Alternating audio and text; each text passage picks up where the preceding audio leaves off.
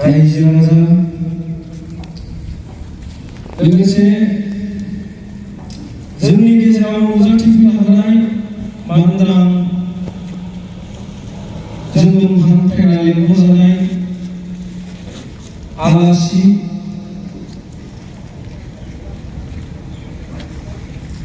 आं बारा गोबाव सिनायथिखौ होबाय थायालासेनो सलै बे हाबाफारिखौ फोजोबलांनायनि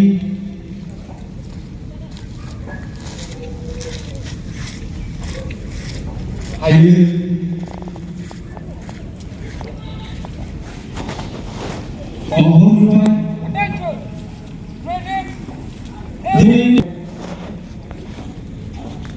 बेवहाय नुजाथिनाय साफ्रोमखौबो आंनि गोसो गोरबोनिफ्राय जांख्रिथायारि हामलायनाय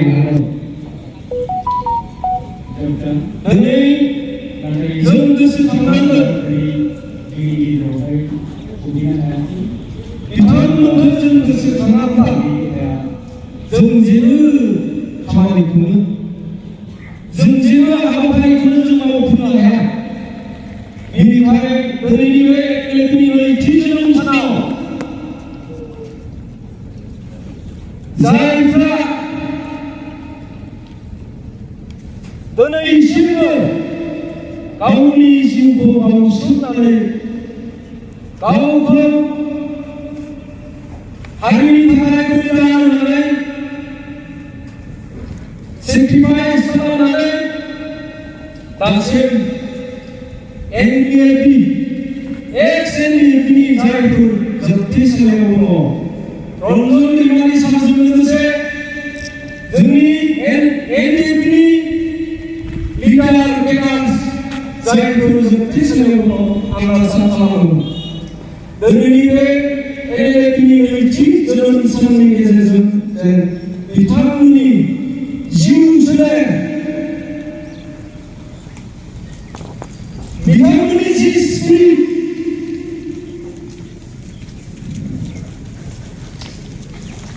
फारफ्रोमबो गोरायै आरो मोजां देहा लानानै दं। आं साबायखर बावदों बिथांमोनखौ दिनैनि बे दिनखौ लोब्बा लाखिनानै जों जि हाबाफारिखौ खुंलांदों एनडिएपी समाव जि जोंनो बोसोन होलांबाय जि फिरफिलाखौ जोङो गसंहोबाय बे गासैबो एनडिएपीनि दैदेनगिरि मावथि मेलेमजिबि बिथांमोननि साननाय सानस्रि सानथौ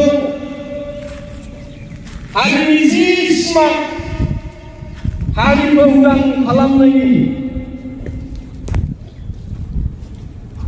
दिनै बे फ्लेगनि गेजेरजों बे फिरफिलानि गेजेरजों जों हमदांनो हादों।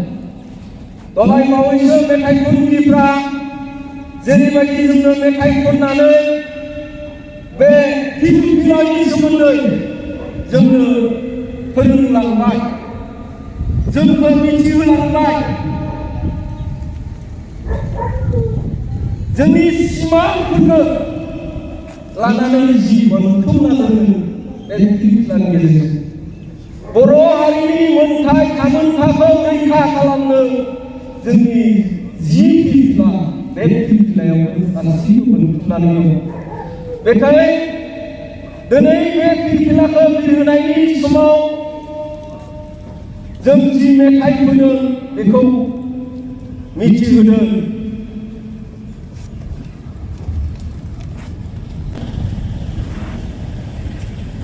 गोथां गाबा उदां बर'लेण्ड बिनि दाथायखौ फोरमायनो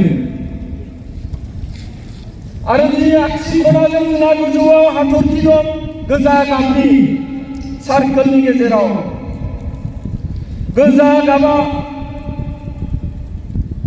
फोरमायो बर' हारिनि खारथाय आरो जांख्रिथायखौ बेयावनो जोंहा हाथरखि दं। हाथरखिया फोरमायदों जोंखौ सैथो आरो गोजोनथायखौ बेनो बर' हारिनि दैदेननायनि देंखो। जों गासैबो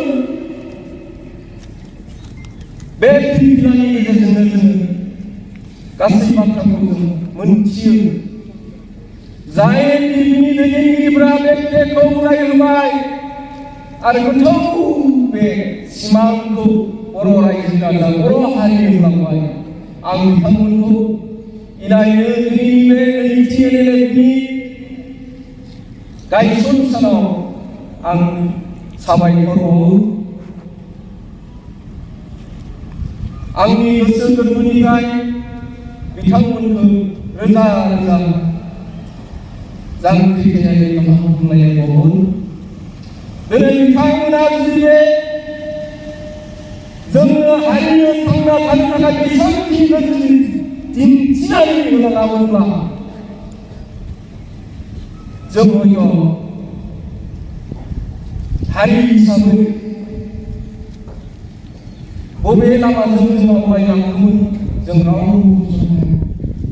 गतिके एनडिएफनि जि फोरोंलांनाय, एनडिएफनि जि आदर्श, आं साफ्रोमबो आंनि बर'लेण्ड आर्मि एनएलएफनि मावथि आर्मिया आंगोफोरखौ आं बेखौनो खावलायो।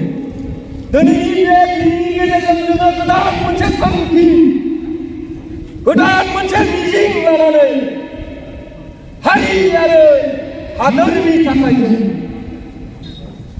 गावखौ बाउसोमनायाव जेब्लायबो रेडि जानानै आवगायो। गतिके दिनै जों जि हाबाफारिफोरखौ जोङो मावलांबाय, बे हाबाफारिनि गेजेरजों जों साफ्रोमबो गोसोखौ मोनथुमना लानानै गाहाम।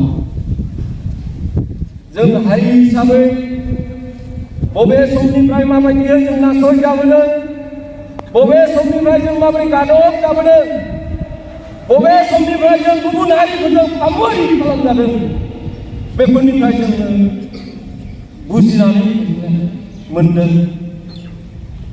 जों बुजिनानै दिनै गावखौ गावनि जिउ, गावनि आत्माखौ मोनसे फोथायनाय लानानै जों संग्राम खालामो आरो जुजियो आरो जुजियो। गतिके दिनै मुंख्लंफोरनो जों बिबार मावदों। बे बिबार मावनाया ओरैनो नङा। जाय बिथांमोना दिनै मुंख्लं जालांबाय हारि आरो बर'लेण्डनि थाखाय, जों बिथांमोनखौ मान होनांगोन। जाय हारिया मुंख्लंफोरखौ मान होनो रोङा, जाय हारिया मुंख्लंफोरखौ सन्मान होनो रोङा, बे हारिया माब्लाबाबो जौगानाय नङा।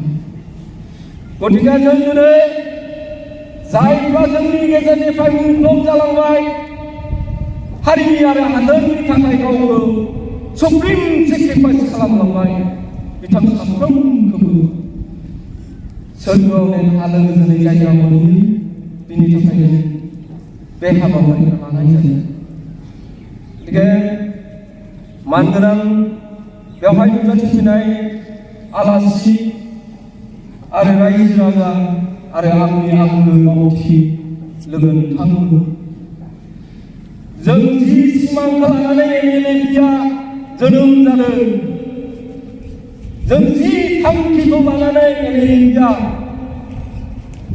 हाथियारनि संग्रामखौ होदों, बे संग्रामा सोरनिबा सासेनि संग्राम नङा। जों बर' हारिखौ, बर' हादोरखौ, बर'लेण्डखौ मोनफुंनो थाखाय जों संग्रामखौ खालामदों आरो जोंनि संग्रामा जेब्लायबो थालांदों। जों जि सरकारजों सावरायनो होननानै फैदों, सरकारजों जों जि सावरायनायनि प्रसेसखौ लांदों, बेयो जे सरकारा जोंखौ मोजां नोजोरै मोजां गोसोयै एनएलएलबिजों सावरायलाङो। आं बिथांमोनखौबो खावलायो जेन एनएलएलबि सरकारजों सावरायनाय बेलायाव मोजां रोखोमै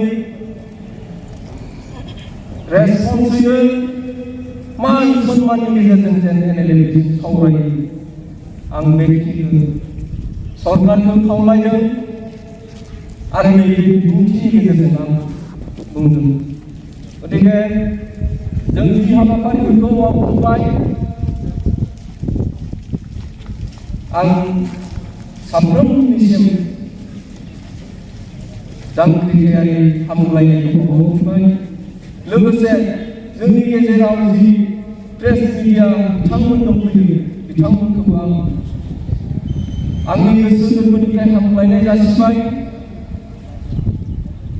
आरो जोंनि दावहारु आंगो लोगोफोरखौ आंनि गोसो सिंनिफ्राय रोजा रोजा जांख्रिथायारि हामलायनाय बावहरनानै आंनि बे सुंद' बिबुंथिखौ आं एसेयावनो फोजोबनाय जाबाय।